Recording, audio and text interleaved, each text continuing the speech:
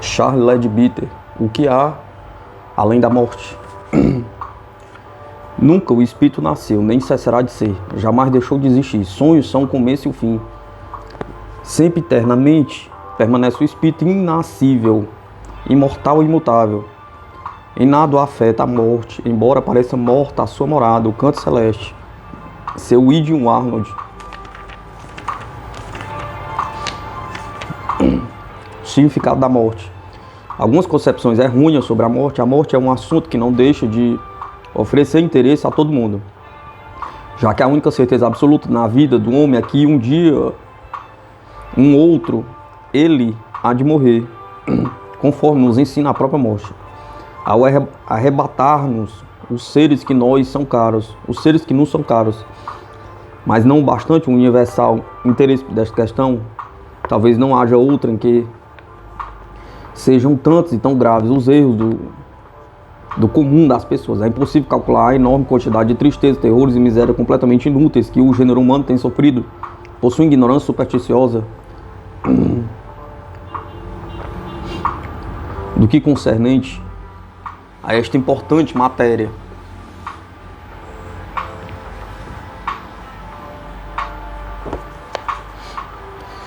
Sobre este particular, entre nós um acúmulo de falsas e absurdas crenças que tem causado indivisíveis males no passado e está causando imenso sofrimento no presente, e cuja eliminação seria um dos maiores benefícios que se poderia prestar à humanidade.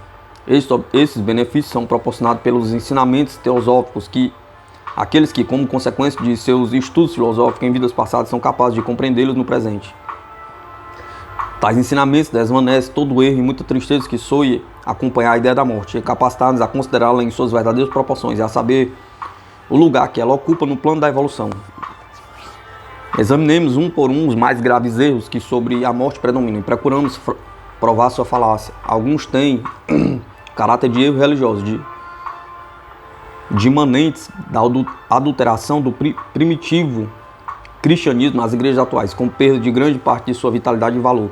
No entanto, deixaremos para mais tarde o exame dos erros religiosos acerca da morte e estudaremos primeiro algumas das mais conhecidas superstições populares sobre tão magno assunto.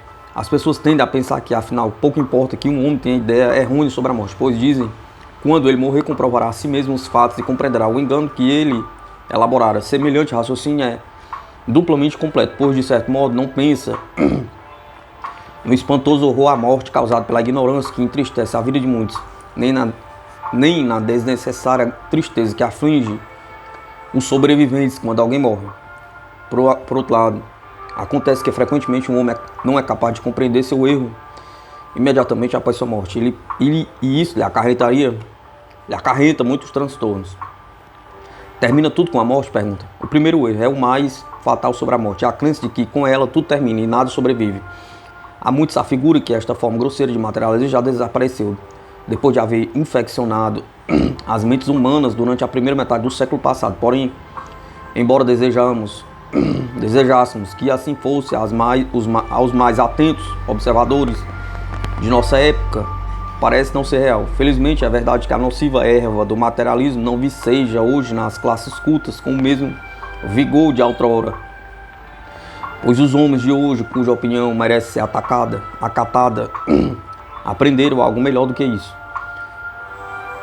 Mas não só há no mundo muita ignorância simplória, como também uma falsa sabedoria que, por ter apanhado aqui e ali alguns chavões científicos, se presume possuidores de toda a verdade dos séculos. Entre os infelizes que padecem dessa verdade, de escravidão mental, há ainda muitos dos mais bárbaros materialismo. Certamente podemos esperar que semelhante sentimento vá desaparecendo, porém dificilmente haverá outra modalidade de psicose com menos estrépito, porém com mais insídia invada o entendimento. Milhares de homens que nominalmente professam determinada religião e repeliram indignados os ditames materialistas, vivem na prática precisamente como se este mundo fosse o único objeto de seus pensamentos, embora às vezes empregue palavras e frases que denotam a existência de outro mundo. Não nos parece que isso influa em nada na sua conduta. Esse materialismo prático, embora menos estúpido, é menos nocivo do que o outro. Ele produz, no entanto, os mesmos resultados depois da morte. Outro erro, ainda há mais ainda mais espalhado, considerar a morte como imersão no desconhecido, pois segundo os que isto afirmam, não há nada mais incerto, duvidoso do que o estado do homem ao deixar o mundo físico. Mesmo que muitas seitas religiosas deem informes sumamente preciosos da situação do homem depois da morte, a imensa maioria de seus fiéis não crê no que se diz, ou pelo menos fala e age como se não acreditasse. Verdadeiramente, a descrição que as seitas dão é tão inexata que não sabemos se produziram maior bem do que mal, se todos a aceitassem. O ensinamento católico, entre as diversas asserções religiosas no mundo ocidental, a grande igreja católica e a igreja anglicana são as únicas cujos ensinamentos sobre as condições da vida após a morte, embora velados sobre o materialismo e simbolismo mal entendidos, e materialismo facilita a compreensão do estado em que, ao morrer, deve encontrar-se um homem. No entanto, ainda neste caso, de um lado, a verdade fica sinistramente obscurecida pela blasfêmia, doutrina dos tormentos eternos, e de outro, menosprezam de muito da sua dignidade pelo ridículo sistema das chamadas indulgências. Essas linhas gerais da doutrina católica sobre o estado pós-mortem ensinam que os pescadores impenitentes vão diretamente para o inferno e os grandes santos para o céu, como a Virgem Maria em sua assunção. Mas a generalidade dos mortais que em vida observam conduta regular necessita, segundo essa doutrina, purificar-se das faltas e imperfeições que lhe impedem gozar desde logo a presença de Deus. Tal purificação se faz numa condição intermediária, chamada purgatório, onde ficam eliminadas as culpas depois de um relativo, embora penoso processo, em cujo final limpa já a alma pelo sofrimento e estará capacitado para gozar da glória eterna. Desde logo notarão os estudantes de teosofia que a doutrina exposta corresponde muito estritamente com a verdade dos fatos. Chega um período da evolução, não de milhões de anos, em que o homem obstinado contra o seu aperfeiçoamento mergulha não no inferno eterno, forjado pela delirante fantasia de um monstro da crueldade humana, porém em condições suspensivas de toda espiritualidade, até que nos começos de um futuro plano de evolução encontre conjunturas de progresso adequadas à sua débil capacidade. É a mesma situação do aluno desaplicado e preguiçoso, que não se iguala em aproveitamento aos seus colegas de classe. Ele tem que aguardar outro curso para repetir os estudos que não pode aprender. Sua passagem, mais uma vez, pela mesma senda o capacita para vencer as dificuldades que outrora o fizeram tropeçar e cair. Deste modo, a misericordiosa verdade da suspensão cuniana substituiu a horrível mentira da condenação eterna. Por outro lado, as almas muito evoluídas que durante a vida terrena dominaram sua natureza inferior pela completa subjugação de seus desejos e paixões atravessam tão rapidamente o mundo astral que, ao recobrar a consciência, vem ante a si a indescritível glória e felicidade do mundo celeste. Mas o homem vulgar não consegue de modo algum reprimir todos os seus desejos e paixões antes da morte. E, portanto, encontra-se no plano astral com um vigoroso corpo de desejos que ele mesmo formou durante sua vida terrena e que lhe servirá de invólucro até que se desintegre pela extinção dos desejos que o alimentavam e vivificavam. Esse processo se assemelha ao sofrimento simbolizado com bastante propriedade pelo fogo do purgatório. A verdade revelada ao purgatório, a verdade relativa ao purgatório. O tão repetido exemplo do bêbado demonstra claramente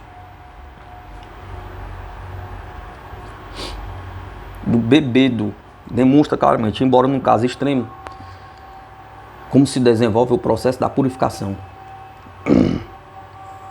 É sábio quanto força se apodera do bêbado a paixão pela bebida, até o ponto de embotalhar-lhe o sentimento na própria dignidade, o amor à família, que deixa na miséria depois de empenhar a própria roupa para satisfazer seu abominável apetite.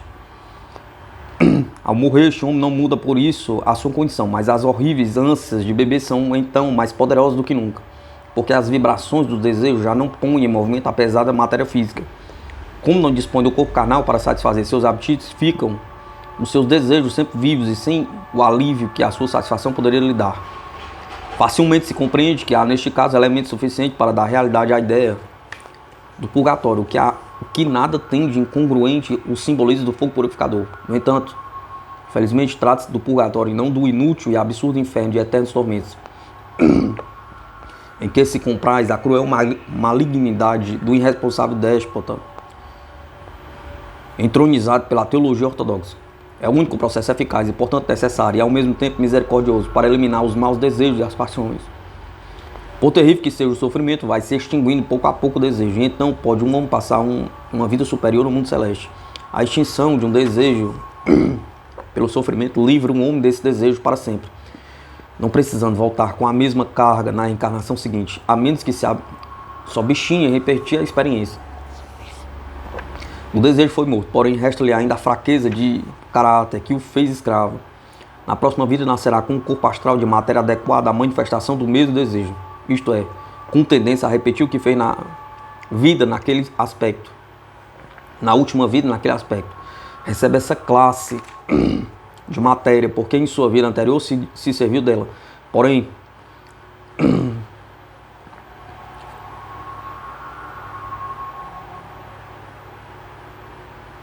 embora ele volte consigo outra vez, não fica de modo algum sujeito a empregá-la tal qual a empregou anteriormente. Sim, consequência de boas ações anteriores. Tem a felicidade de nascer de pais prudentes e carinhosos, que lhe mostra a maldade daquele desejo, estimule a subjugá-lo, a reprimi-lo cada vez que rebrote a matéria astral de que lhe proveram, se irá atrofiando por falta de vigorizador exercício, como sucede a muitos músculos do nosso corpo. A matéria do corpo astral está mudando lenta, mas continuamente, tanto quanto a do físico. Desta forma, a matéria atrofiada desaparece e é substituída por outra mais refinada, incapaz de responder às grosseiras vibrações do desejo sensual, que assim se torna incompatível com ela. O homem então se sobrepõe ao desejo e acaba por dominá-lo, de modo que jamais volta a ceder a ele em sua longa série de vidas futuras, porque fortaleceu em seu ego a virtude contrária de domínio de si mesmo. No ateniente aquele vício. Uma vida toda de feliz luta contra esses maus desejos o conduz à vitória, e daí em diante já não terá que lutar sempre, porque não sentirá nenhum atrativo para este vício. Desta forma, o sofrimento no plano astral tão terrível, ao princípio foi em realidade uma dissimulada bênção, porque o dispõe para alcançar esta imensa vitória moral e dá um passo decisivo na senda da evolução. Por mais que observemos, não se nos oferecerá outro meio tão eficaz como o sofrimento para abatermos tão esplêndido resultado.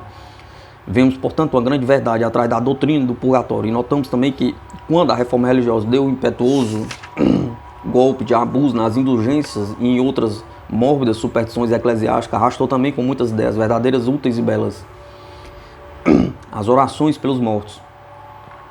Um dos mais graves prejuízos ocasionados na vida espiritual pela reforma foi a da abolição do costume de rezar pelos mortos. Os pais que cegamente abandonaram este meio de auxiliar seus irmãos, os países, têm recebido o castigo de sua insensatez nas pessoas de sua família que tiveram que abrir caminho sóis no mundo astral, porque seus parentes e amigos estavam convencidos de que era prejudicial a intenção de assisti-lo. É verdade que contra a estupidez até os próprios deuses lutariam em vão. Que é a oração pelos mortos, senão um ardente desejo e amoroso pensamento dirigido até aqueles que transpuseram o portal do outro mundo antes de nós? Pergunta. Os estudantes de teosofia sabem que na vida física semelhantes desejos e pensamentos são coisas reais e objetivas, como se fossem acumuladores de energia espiritual que se descarregam ao se pôr em contato com a pessoa e a que são dirigidos. Porque, pois, haveríamos de supor que o efeito de sua ação são diferentes quanto ao pensador falta ao corpo físico? Pergunta. A oração ou o pensamento amoroso em prol de um morto querido chega até ele e o auxiliam, sem que sua ação possa falhar, enquanto rege no universo a lei constitucional de causa e efeito. Mesmo as orações e pensamentos pelos mortos em geral têm muitíssima importância, não bastante a vangueza pareça diminuir a sua eficácia. Não bastante a vagueza parece diminuir a sua eficácia. O mundo não sabe quanto deve aos religiosos que noite e dia se dedicam continuamente a rezar pelos mortos. Geralmente, desconhecemos as condições em que depois da morte se acham os nossos parentes e amigos. Ignoramos o que melhor lhes convém.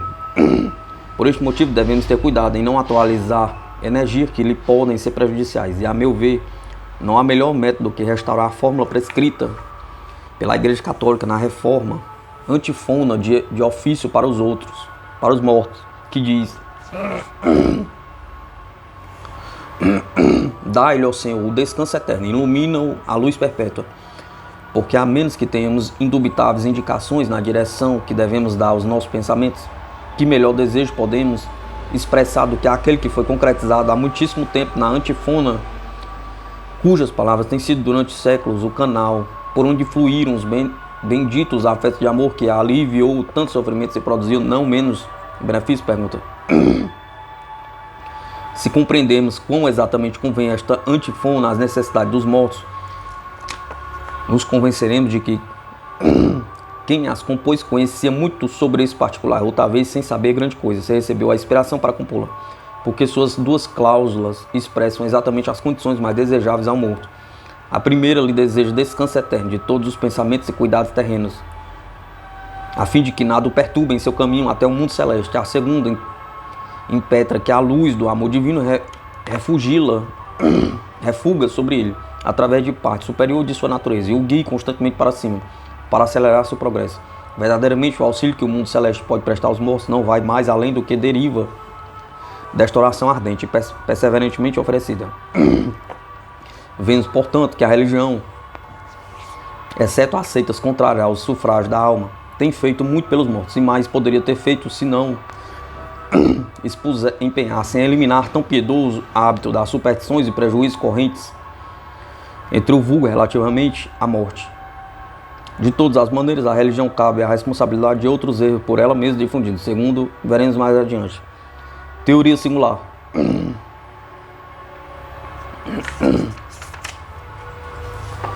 Um dos maiores prejuízos é o que nega a possibilidade de se conhecer com certeza as condições de ultratumba.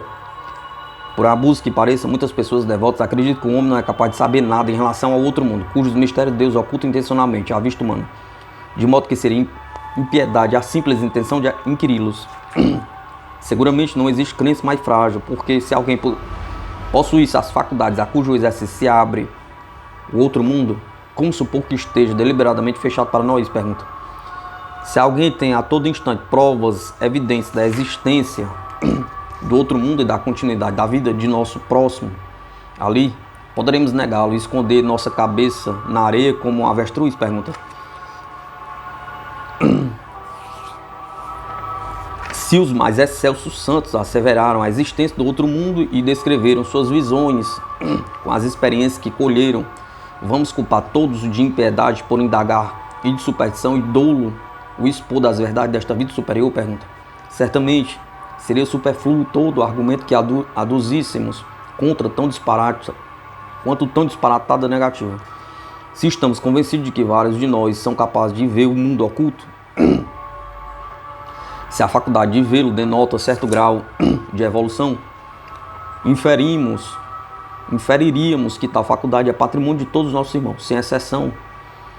Estes poderão algum dia ver o que hoje só vê alguns de nós, e portanto a inquisição desta clara evidência é um incidente na evolução do homem, uma parte determinada do sistema do universo, um aperfeiçoamento ou progresso que deve ser bem recebido para melhor aproveitá-lo, em vez de tê-lo como anormal e ímpio.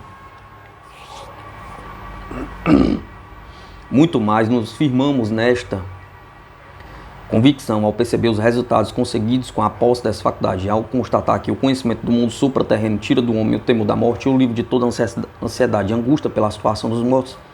Maior, porém, a nossa convicção ao notarmos que aqueles que possuem esse conhecimento podem ser para os mortos infinitamente mais úteis do que os ignorantes. Sabemos que muito bem e nenhum mal provém do pleno conhecimento da ampla esperança que nos infunde a visão do alto. Sabemos que não há nada pernicioso em nos aproximarmos da eterna verdade oculta atrás das formas terrenas da manifestação.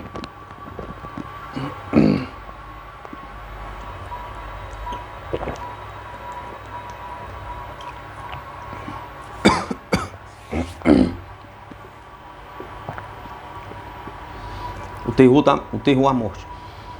Do falaz prejuízo que supõe incognoscível o mundo ultraterreno deriva em grande parte e está com ele diretamente relacionado o terror da morte, que influi tão poderosamente na vida de muitos homens. Ninguém deseja tratar desse assunto na conversão ordinária.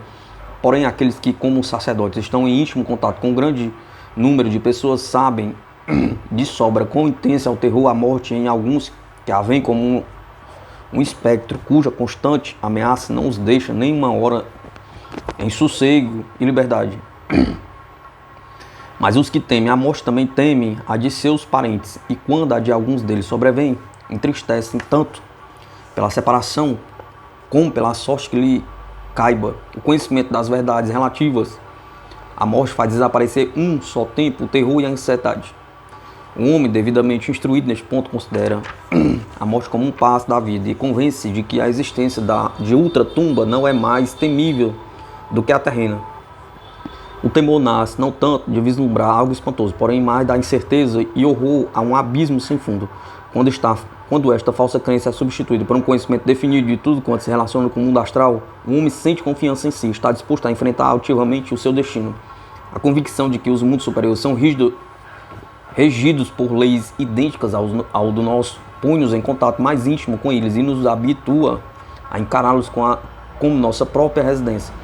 Temos então a certeza de que em todos os mundos estamos igualmente sujeitos ao mesmo poder, e que, portanto, nós e nossos parentes têm a mesma segurança de em todos. O que há além da morte? Charles Leadbeater. Provas da sobrevivência.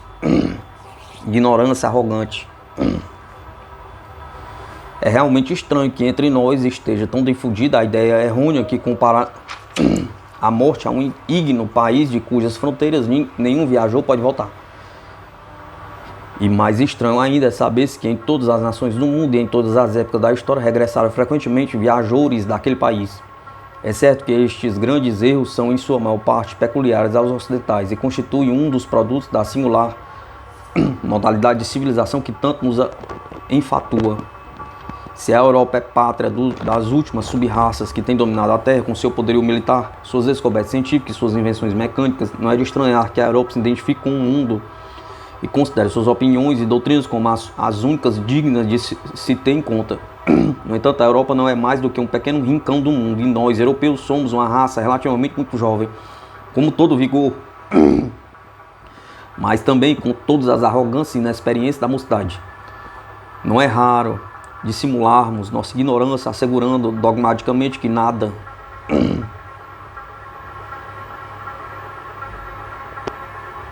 se pode saber da vida depois da morte. E a maneira de considerarmos este problema é um dos piores exemplos que damos ao mundo. Se a teologia não estivesse se desviando quase totalmente por infelicidade da doutrina da reencarnação, muito outra teria sido a ideia popular sobre a morte. O homem convencido de que morreu muitas vezes antes de sua presente existência olha este trespasse muito mais filosoficamente do que quem o considera uma experiência absolutamente nova e sobrecarregada de pavorosas contingências. Neste conceito não cabe dúvida de que todos os viajantes voltam de outros mundos, embora os mais evoluídos demorem para voltar a um período médio de 1500 anos. No outro conceito muito diferente, há porém viajantes que voltam muito antes em circunstâncias chamadas aparições.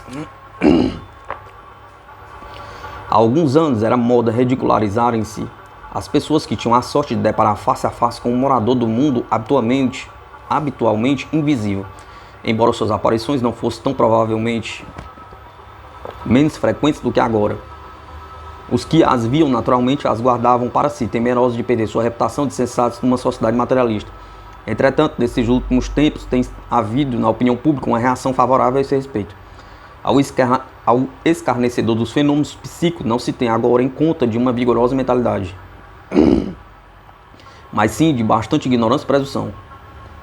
Quando existe uma sociedade de investigações psíquicas que conta entre seus membros com conhecidos cientistas como William Crookes e C.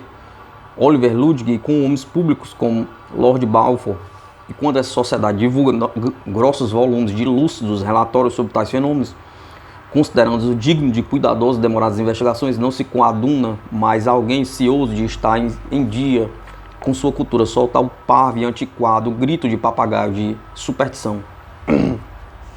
O exame imparcial que se fere às aparições nos demonstra que, Em todos os países do mundo há relatos comprovados de volta eventual dos mortos. Esses visitantes raras vezes relataram pormenores do mundo de onde procediam, embora muito possa interferir na comparação e cotejo de vários casos.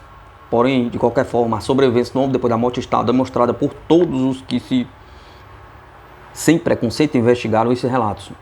A propósito, diz W.T. Stead na introdução à obra Verdadeiras Histórias de Fantasmas, abre aspas, de todas as superstições vulgares dos meios intelectuais, nenhuma é tão difícil de estipar como a absurda falácia de que não pode haver fantasmas. Sua existência é reconhecida por todos os doutos, sejam espiritualistas, poetas ou cientistas, bem como pelos indoutos que tenham se interessado pelo assunto. Variam indefinidamente as opiniões acerca do que seja um fantasma, mas ao fato de sua existência, qualquer que seja, não mais existe controvérsia entre os investigadores honestos. Se alguém o põe em dúvida, que o investigue por si mesmo, e dentro de 6 semanas ou mesmo 6 dias ele próprio achará impossível negar a realidade da existência dos fenômenos popularmente tidos como de fantasmas. Poderá ele obter centenas de explicações engenhosas sobre a origem e natureza do fantasma, que não substitui nenhuma dúvida quanto à existência da entidade em si. O Espiritismo, para voltar à Terra.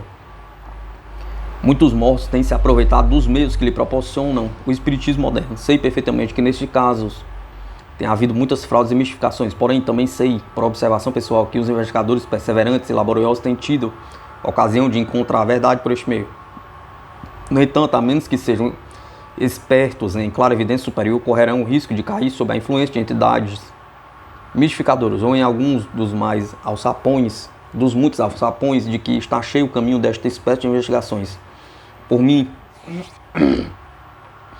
procurei analisar cuidadosamente mais adiante alguns fenômenos do Espiritismo. Entretanto, os aluziremos como outra fonte onde podem obter informações da vida além do túmulo. Todos os que desejam conhecer algo dela. Objetar-se-á que, por muito valioso que seja o testemunho espírita, fica desvirtuado pela sua inconsistência, porque variam notadamente as informações dadas pelos espíritos em diferentes épocas e lugares. Isso é real, e de modo algum afirmarei que toda prova espírita seja igualmente admissível. Porém, direi que, na maior parte dos casos, as entidades comunicantes dizem a verdade, tal como a entendem, e que a discrepância entre as suas comunicações dimana quase sempre da diferença de suas respectivas opiniões, e de modo algum por intencional embuste. Por exemplo, a maioria dos espíritos que se comunicaram mediunicamente na Inglaterra e América do Norte descreveram o estado após a morte como uma vida que se desenvolve progressivamente na terra de verão, que no fim de contas não passa de glorificado arremedo do mundo terrestre. E quando dão algum ensino religioso, limitam-se quase sempre ao cristianismo anabatista, que é menos rígido e mais amplo do que o ortodoxo, embora muito vago, conquanto seja de índole inconfundivelmente cristão. Tão habituados estão a semelhantes comunicações, que tive uma grande surpresa ao assistir em Ceilão a uma sessão em que todas as entidades haviam sido budistas em sua última encarnação e encontravam corroboradas as suas ideias religiosas exatamente na mesma forma que os cristãos na Inglaterra e América do Norte. Mas essa discrepância se explica facilmente ao notar-se que depois da morte, como antes dela, cada coisa atrai a sua semelhante, e as pessoas da mesma raça, religião ou casta permanecem ali agrupadas e tão afastadas do resto da humanidade como aqui o estiveram.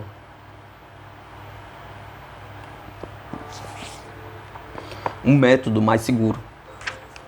Embora seja indiscutível que, por comparação e cortejo das diversas aparições por meio de mediúnicos, se pode obter conhecimentos relativos aos estados pós-morte, há, no entanto, outro método muito mais preciso e satisfatório para se adquirirem todos os pormenores da vida no outro mundo. Segundo nossa inteligência, os compreende enquanto permanecemos no plano físico, e perfeitamente possível que os chamados vivos entrem neste mundo para investigá-lo.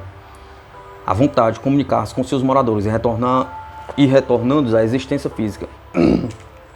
Descrever tudo quanto tiveram visto. Vamos explicar a possibilidade desse fato.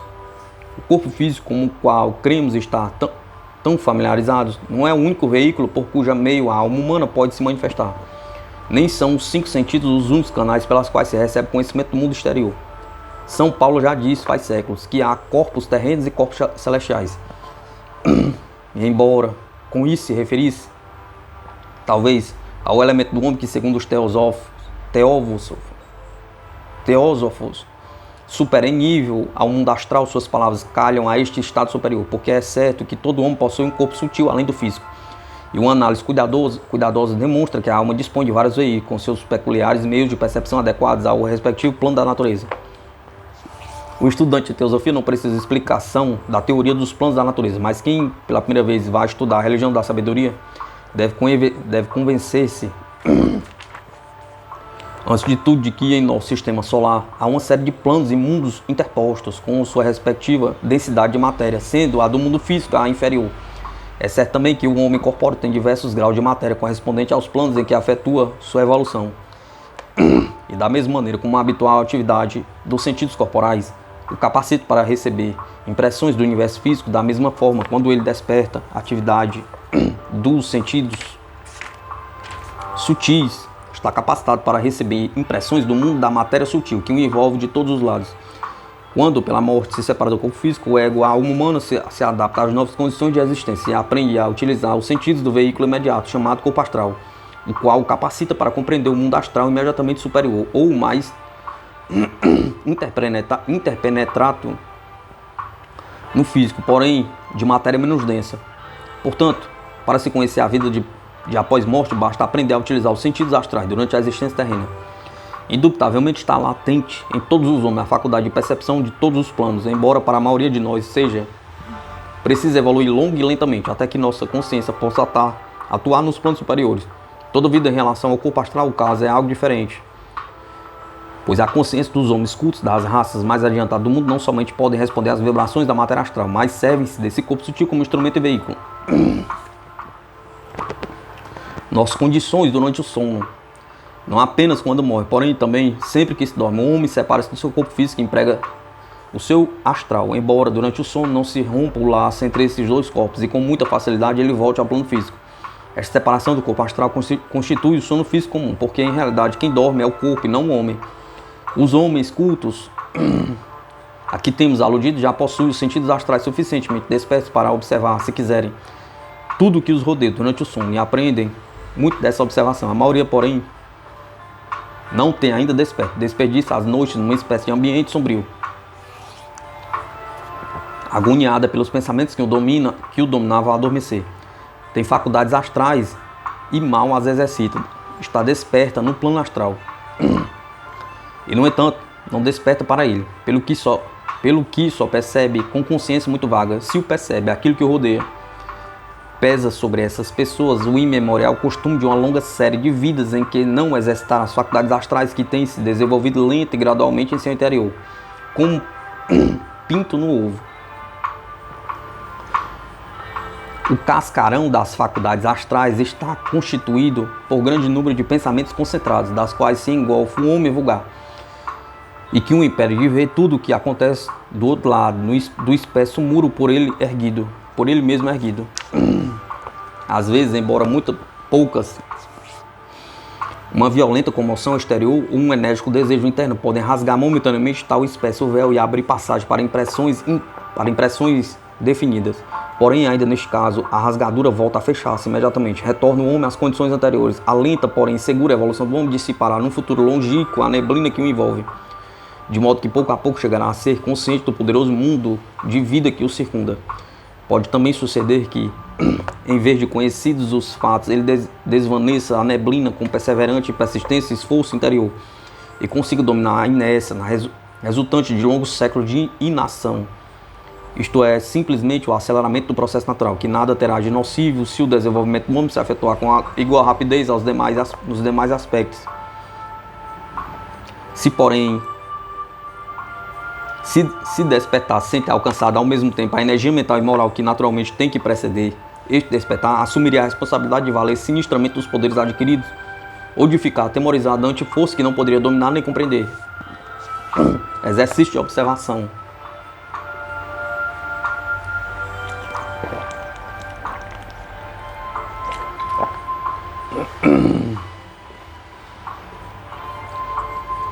Ao homem que inicia sua educação oculta, se ensina desde logo a abandonar os hábitos comuns de pensamentos vagos e a ver o novo e formuloso mundo que o circunda com o objetivo de poder atuar inteligentemente nele, embora no momento que não se recorde em estado de vigília de suas experiências astrais, pois esta recordação depende da faculdade de transportar ininterruptamente a consciência de um plano para outro. A nada tem a ver com a aptidão de atuar livremente no mundo astral, porém, no transcurso da evolução se desenvolve também a faculdade de recordar, e o homem é então consciente do plano astral como do físico, de sorte que tanto pode utilizar os sentidos e faculdades astrais em vigília como do sono. Quanto a este estado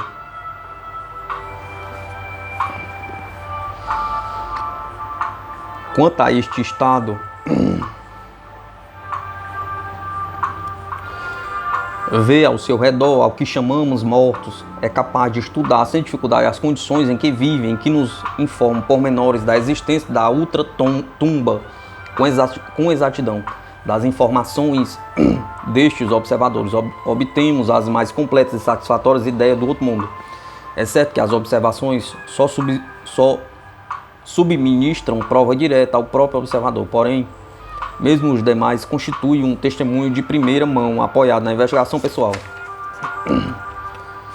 Se vemos que certo número de investigadores opera independentemente para depois cortejar entre si o trabalho que coincide nos pontos capitais, o valor da prova ficará poderosamente aumentado. E quando, além disto, vemos que as investigações confiam plenamente e, em alguns casos, explicam os ensinamentos dados sobre este ponto pelas religiões mais antigas do mundo, não poderemos pelo menos deixar de reconhecer o inestimável valor do testemunho. E seria loucura recusá-lo em condições acerca dessa matéria. As hipóteses estabelecidas pelos investigadores são as únicas que satisfatoriamente explicam as diversas classes de fenômenos psíquicos de contínuo se oferecem ao nosso estudo. E segundo já dissemos, não há nas antigas e verdadeiras doutrinas do cristianismo nada que se oponha a estas hipóteses. Cremos que, para os estudantes teosóficos, continuamente ativos no plano astral, sua existência é tão evidente como a do plano físico, e por isso há entre nós um número de investigadores sempre crescente, para os quais o mundo astral já não é objeto de discussão, e sim de conhecimento. A multidão de fatos conhecidos e comprovados por este meio é de valor muito grande, pois nos mostra a morte como um incidente da vida imortal, que de modo algum nos deve entristecer nem atemorizar, mas ao contrário, cabe-nos aceitá-lo como trânsito para a mais alta e verdadeira existência. Erros religiosos. A ordem da natureza. Examinemos alguns erros acerca da morte, que, com razão, devemos atribuir especialmente não ao verdadeiro cristianismo, porém à sua moderna e absurda materialização. Já nos referimos à doutrina primária do rápido trânsito da alma a um céu ou infernos eternos, segundo sustentam os mais retrógradas seitas. Estes ensinamentos têm ocasionado graves males em diversos sentidos.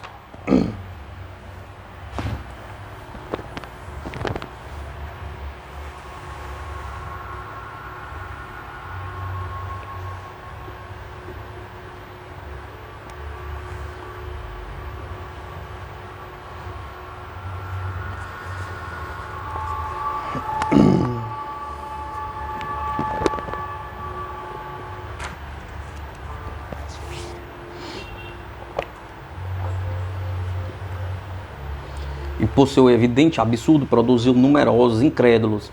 Era tão impossível admitir semelhante ideia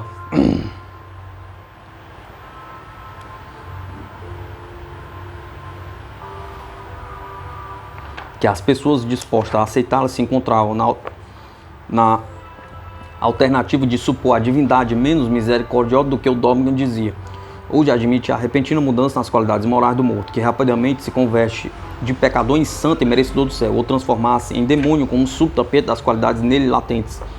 Parece inútil demonstrar quão insensata e errônea é tal doutrina. A natureza humana nunca procede aos saltos, mas em tudo opera gradualmente. Pouco a pouco, elimina os elementos nocivos e fortalece os fracos. De maneira natural e sem milagrosas intervenções, a morte não altera de maneira alguma as condições do homem, e o que ele era na véspera de sua morte continua a sê-lo. nem mais nem menos, no dia seguinte. Se era dotado de mente espiritual, de profunda devoção, de poderoso talento quando em vida, não perde essas características depois da morte. Porém, pelo contrário, se era vil e mesquinho, cheio de pensamentos baixos, desejos sensuais na terra, conserva estas más qualidades ao atravessar o portal do sepulcro. Certo é que a morte não afeta em nada o homem real, nem a separação do corpo físico tem maior influência em sua natureza do que a troca de uma roupa. Quando o homem se apercebe desta verdade, considera a morte como um dos muitos processos da natureza e vê que é tempo perdido esperar milagrosamente metamorfose, pois chega lenta e continuamente a ser o que quis ser, de acordo com a eterna e imutável lei, a qual se de um lado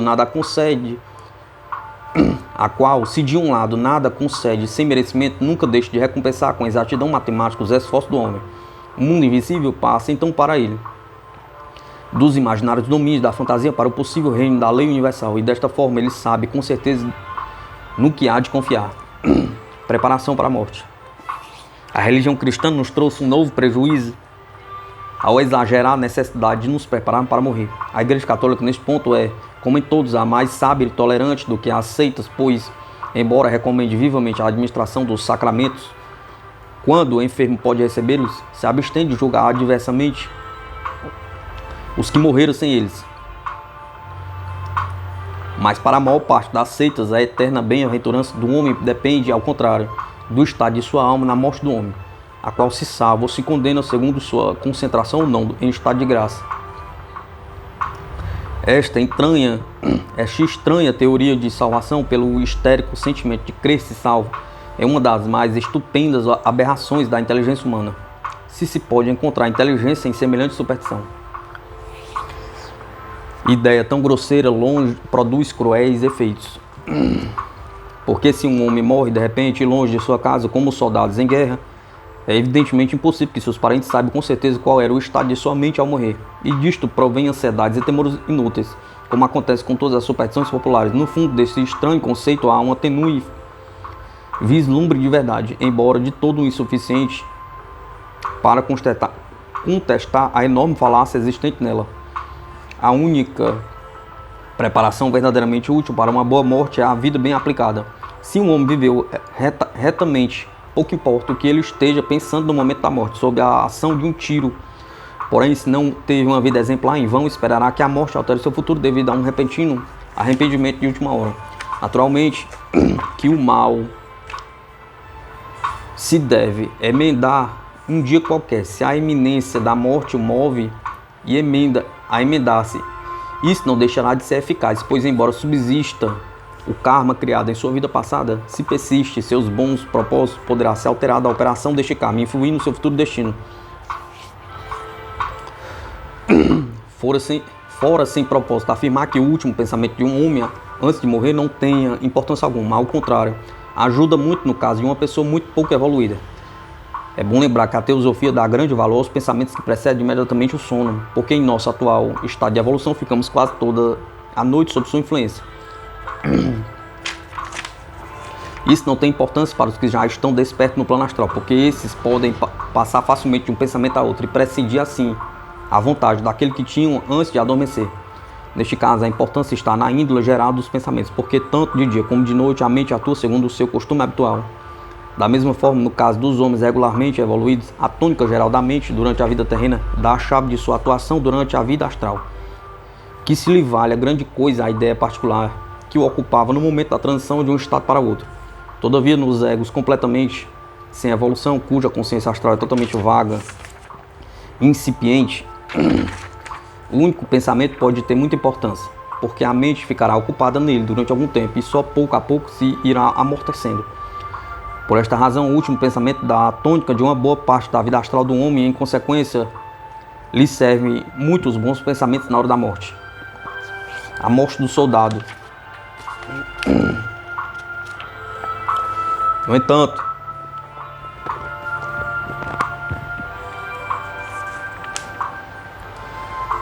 ninguém duvida de qual será o destino do homem que morre abnegadamente no cumprimento do seu dever.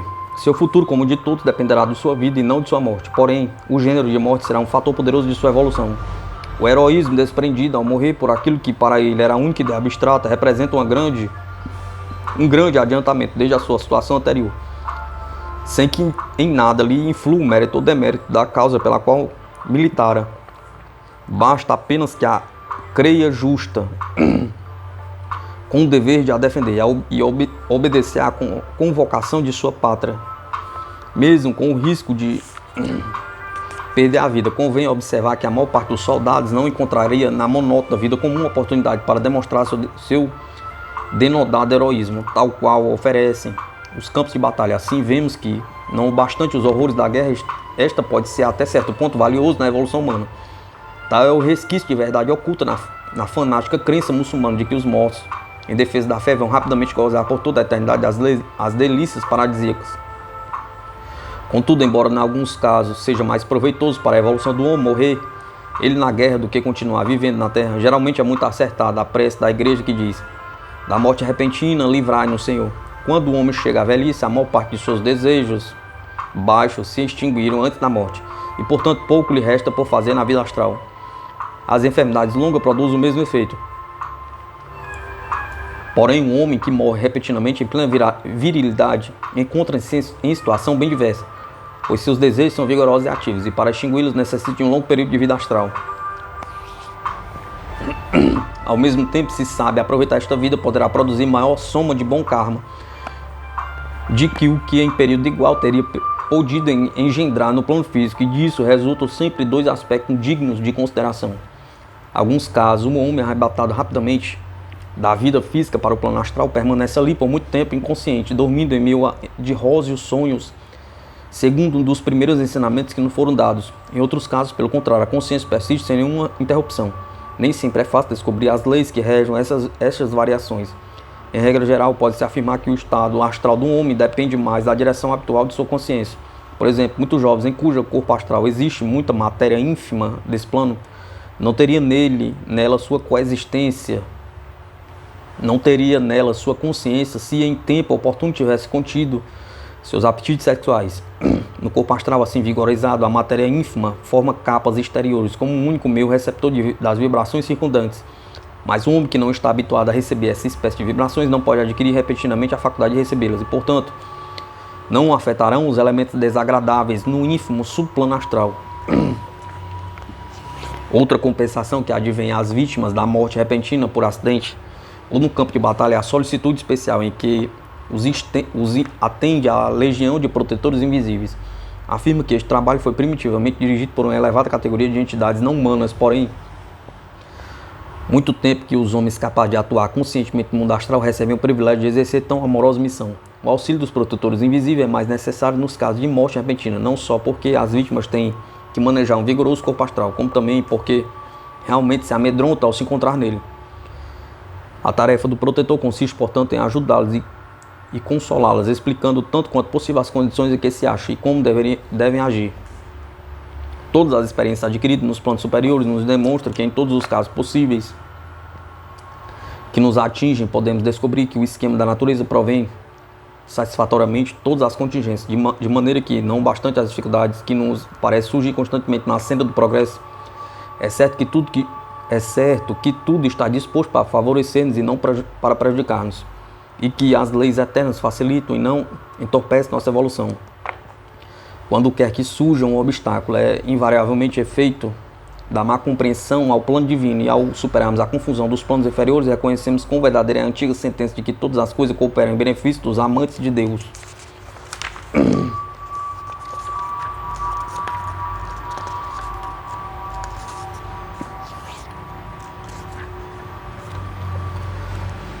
Nossa atitude perante a morte. A jornada da alma.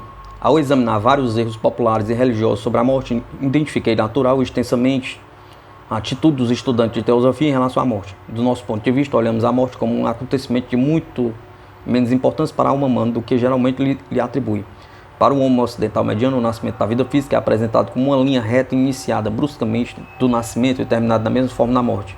Já para os teósofos, no entanto, mesmo considerando uma só encarnação, a existência física é apenas o segmento mínimo de um vasto ciclo, e o nascimento e a morte nada mais são do que os pontos da circunferência desse ciclo, cortados por uma linha reta que delimita os mundos físico e astral. Nosso conhecimento da fase pré-natal, do caminho que a alma percorre em sua descida à reencarnação, a encarnação não basta para traçarmos com exatidão o diagrama de seus passos.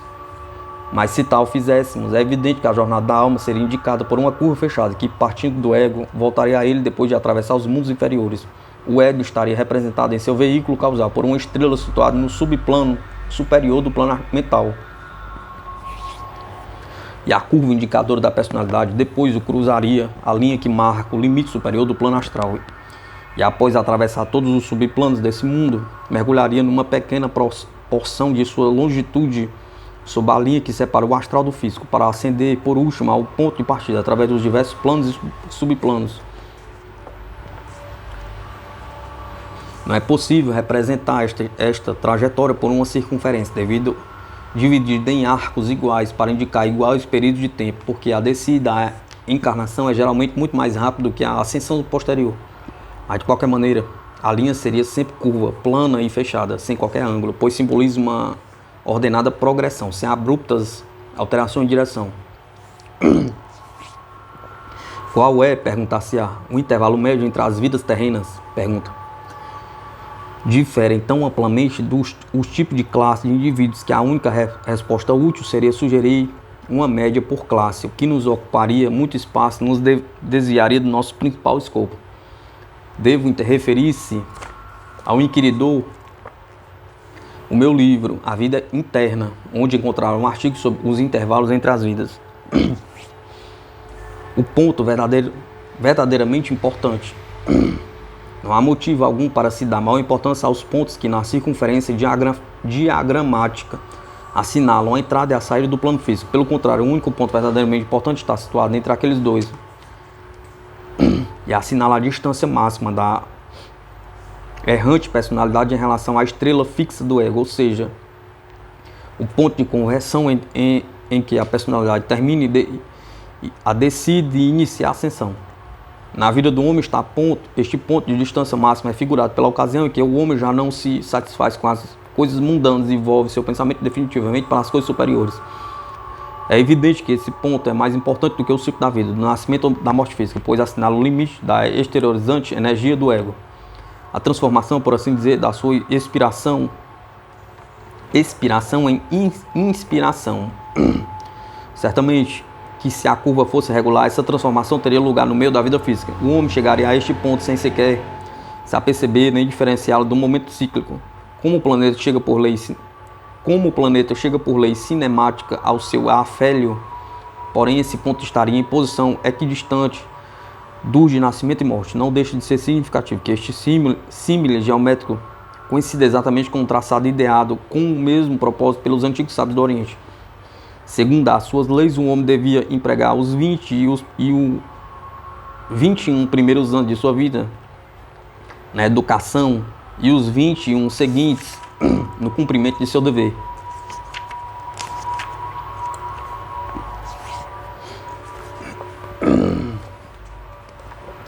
Como sustentáculo do lar e chefe de família. Mas cumprida essa tarefa, na metade de sua vida, devia abandonar totalmente os cuidados mundanos, transmitindo ao seu primogênito a casa e seus encargos, e retirando-nos com sua esposa para uma cabana não muito distante, onde passava os 21 seguintes a entregar a vida contemplativa. Se a morte o deixasse chegar à velhice, poderia então retirar-se para o ermo, como completo o isolamento do mundo, embora o ponto verdadeiramente importante fosse a metade da vida. É bom recordar também que no antigo Peru o homem ficava isento de suas obrigações mundanas aos 45 anos, para dedicar-se com toda a liberdade aos estudos de sua predileção. No Ocidente a vida chegou a ser tão desgraçada e fictícia que mesmo na velhice os homens continuam envolvidos em negócios e competições de tal forma que desajustam todo o seu organismo e sua vida. A tarefa de purificação e desprendimento que deveria começar no meio da vida é retardada e por fim a morte sobrevém. Então não há mais remédio senão ir fazer no plano astral o que deveria ter sido feito no mundo físico. Deste modo a ignorância do verdadeiro significado da vida retarda o progresso do homem. Vantagem do conhecimento.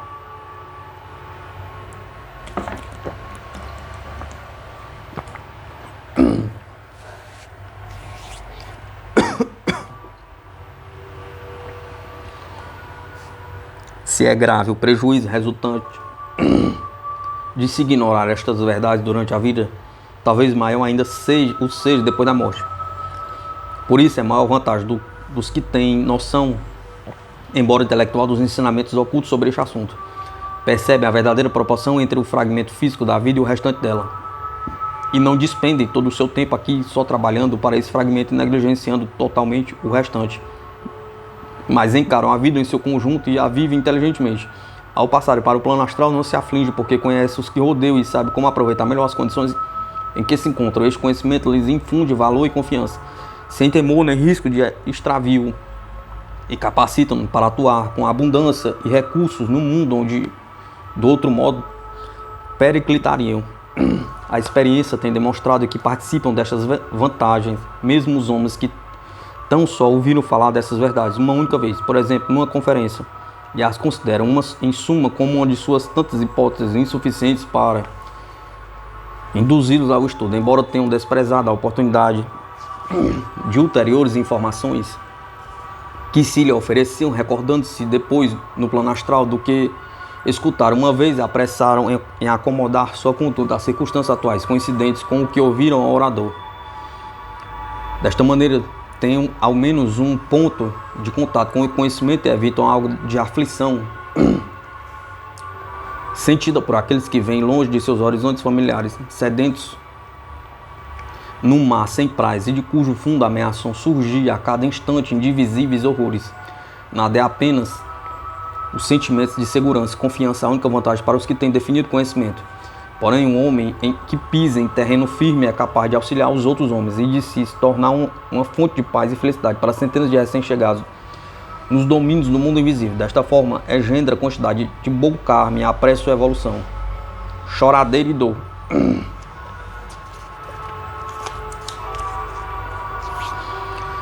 Eliminadas estas errôneas concepções preliminares a respeito da morte e conhecidos os fatos reais inerentes a ela, logo se verifica quão insensato e indesejável é a choradeira que geralmente a envolve. Todos os grotescos e pesados lutos, variáveis como figurino da moda,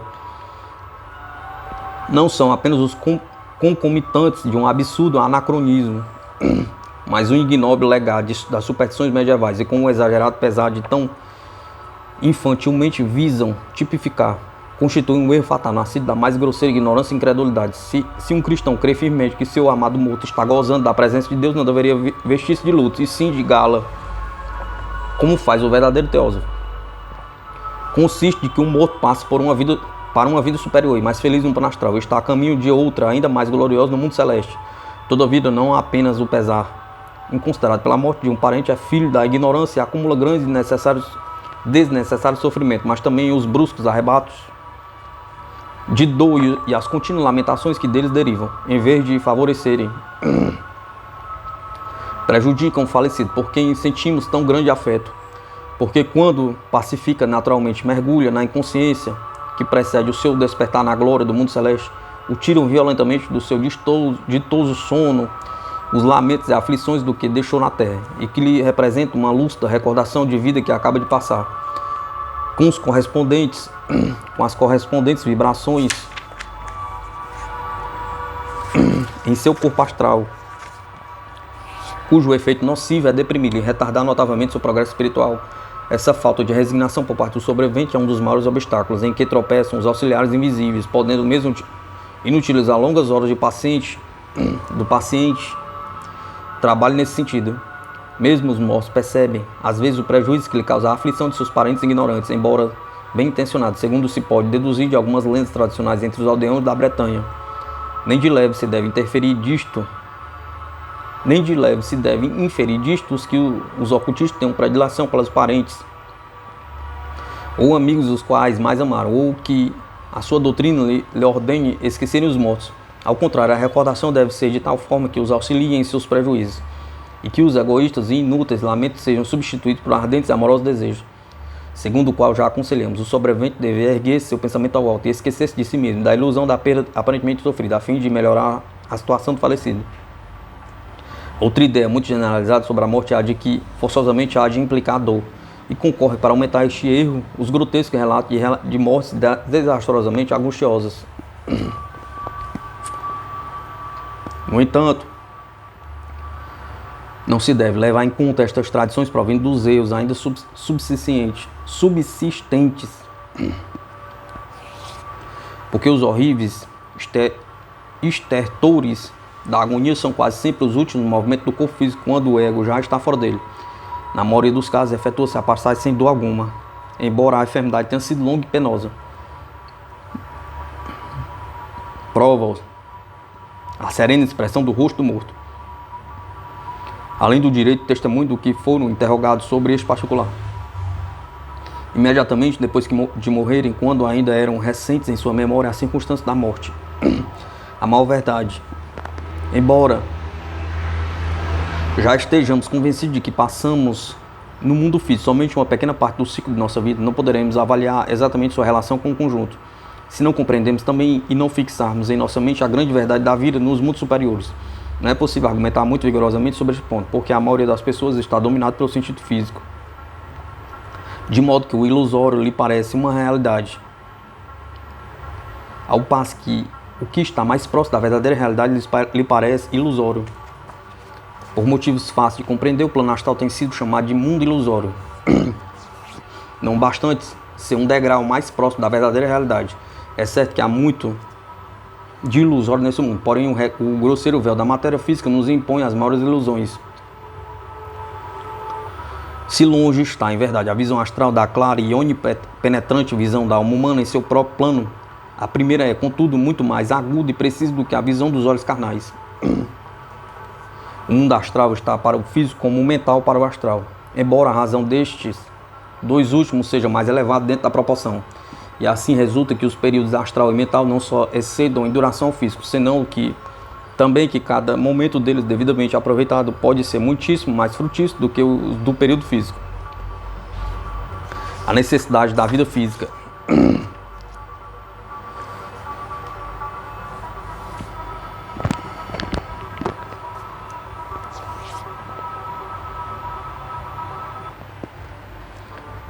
Do que já foi exposto, se pode concluir que a vida física somente tem importância porque em nossa atual etapa evolutiva, ela nos é indispensável para adquirir muita experiência por meio das lentíssimas vibrações dessa grosseira e pesada matéria. Sobre este ponto convém dizer algo, embora não seja senão para desvanecer erros do que poderíamos incorrer. Alguns supõem que se a morte é o passo para a melhor vida e tão formosa e apetecível nula descreverem, que nada deveríamos fazer para evitá-la, nem afanar-nos para conservar a vida física.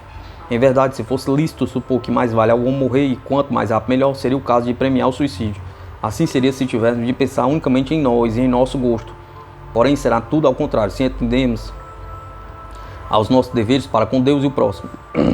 Embora seja indiscutível que os homens que a pregaram bem sua existência terrena gozam de uma vida astral muito mais completa e feliz do que a física, convém recordar que viemos à Terra para realizar um trabalho que só nela poderá ser realizado. Mãos divinas puseram o instinto de conservação em nossos corações para facilitar-nos o cumprimento do dever que temos a valorizarmos a vida terrena, mantendo-a em circunstâncias que nos permitem utilizá-la. Há lições que só podem aprender no mundo físico, e quando mais depressa aprendermos, mais depressa também nos livraremos da necessidade de voltar à ínfima e limitada vida. O plano físico é atualmente o principal cenário de nossa evolução, e só nestas grosseiras e inapetecíveis condições podemos, por enquanto, realizar os progressos necessários. O método mais adequado para a nossa evolução consiste em nos habituarmos a responder às vibrações exteriores. Entretanto, como as de amplitude e intensidade adequadas à natureza essencial da alma são demasiado sutis e rápidas para provocar resposta na presente etapa evolutiva, é preciso começar pelas mais rudes e lentas, para que dessa forma desperta a adormecida sensibilidade vá se afinando e desenvolvendo pouco a pouco, até responder harmoniosamente em todos os planos, a toda escala vibratória, isto é, a pôr-se em simpática harmônica com todos os seres e todas as coisas. A conquista de tão glorioso objetivo deve começar no plano físico. Cada encarnação custa ao ego um apreciável introito de perturbações, sobretudo no fastidioso período da primeira infância, durante o qual ela deve esforçar-se gradativamente e com muito esforço para harmonizar seus novos veículos. Portanto, quando estiver terminando seu paciente trabalho, ela terá construído, através de duro sacrifício, uma série de veículos relativamente adequados, tendo o dever em seu interesse de melhorá-los, tão cuidadosamente quanto lhe seja possível, sem que de maneira alguma deva desprender-se deles, até que a grande lei o leve a fazê-lo, exceto em casos extraordinários, o mais alto dever, como o do soldado que se sacrifica no altar da pátria. Assim ninguém deve atentar contra a sua vida, porém ao chegar a sua hora, receber-a contente, em expectativa do descanso subsequente à luta e ao trabalho, e da passagem das trevas à luz, da escravidão à liberdade, e pode bem se encher da exaltação ante essa perspectiva. Exaltação é quando uma alma ilhada se lança ao mar, deixando após si casas e promontórios rumo à eternidade.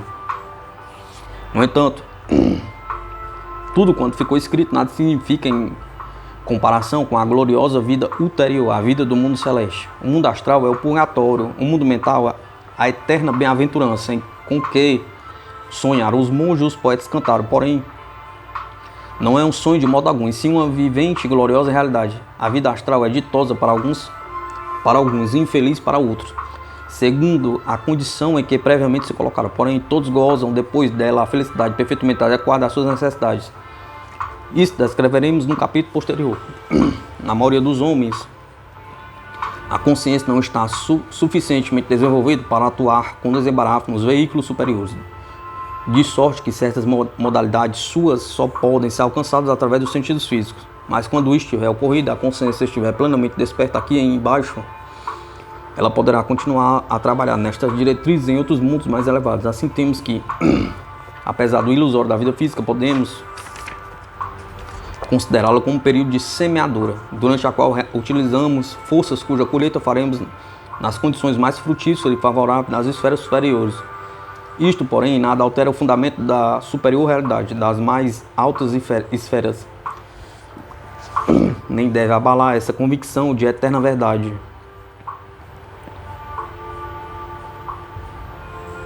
De que a morte é para nós a passagem para uma vida melhor, que tudo quanto de belo e glorioso conhecemos agora, nada é comparado com a beleza e glória dos mundos que nos conduz. Aqui nos conduz, pois a atravessarmos as portas da morte, cai-nos a mais opaca e grosseira venda, que nos impede de ver o rosto daquele que por si mesmo é glória e beleza, onipenetrante, Senhor da vida e da morte. Se nos convencermos da realidade dos mundos superiores, abandonaremos para sempre o sentimento de vagueza e ofuscação com que muitas pessoas rodeiam tudo que não é físico. Não há mais inimigo do verdadeiro significado e utilidade da vida, nem a arma mais poderosa em mãos dos mais intencionados do que a desconsoladora incerteza sobre a vida superior. Durante tanto tempo dominante no pensamento dos homens do Ocidente, o estudante do ocultismo não encontra dificuldade alguma nestes ensinos, e seguramente em nossas fileiras não há ninguém que deixe de estar convencido das verdades aqui expostas. O que há além da morte? Charles Leadbeater.